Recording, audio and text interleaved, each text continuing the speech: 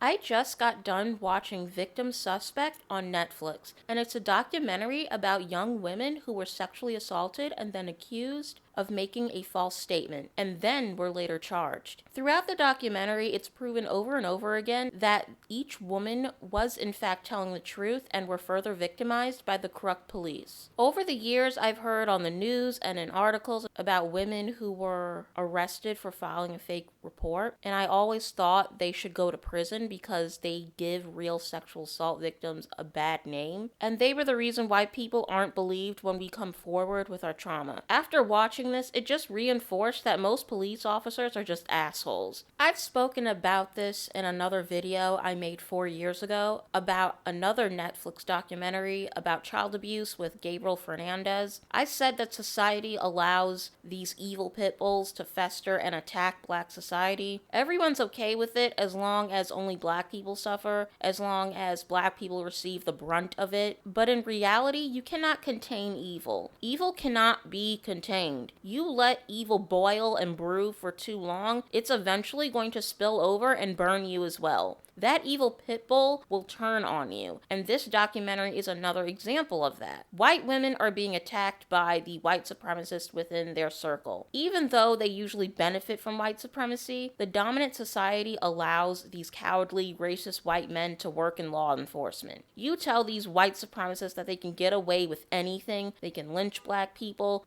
bully, beat, and abuse Black people, they will eventually show that same abuse towards their own. Women, children, other men, it doesn't matter. These women were violated in more ways than one, and as much as I feel bad for these women, what is it going to take for you guys to finally get it? For decades, you guys have been trying to cut deals with your counterparts. Do what you want to Black people, but leave us alone. It's that type of mentality. We want equality, blah, blah, blah. You cannot make deals with evil. Evil has no bounds. From the looks of it, you guys don't care and don't want to give up your privilege to get rid of this evil, and will even go along with it and be evil yourselves. And if a few will be sacrificed for the greater good, then so be it. To make matters more annoying, towards the end, they started to make this about detectives not being trained properly. Like, are you freaking kidding me? How the hell is this about training? What does hiding footage that can prove a victim isn't lying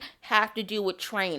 The police are purposely being corrupt. What part of that don't these people understand? They should be locked up. Their badges should be taken away. That's what they should be demanding. But instead it's like, oh, they're not properly trained.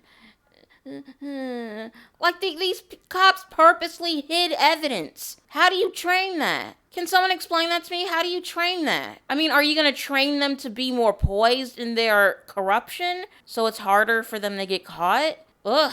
Overall, I give this like an 8 out of 10. It was very heartbreaking and frustrating to watch, and I do recommend it.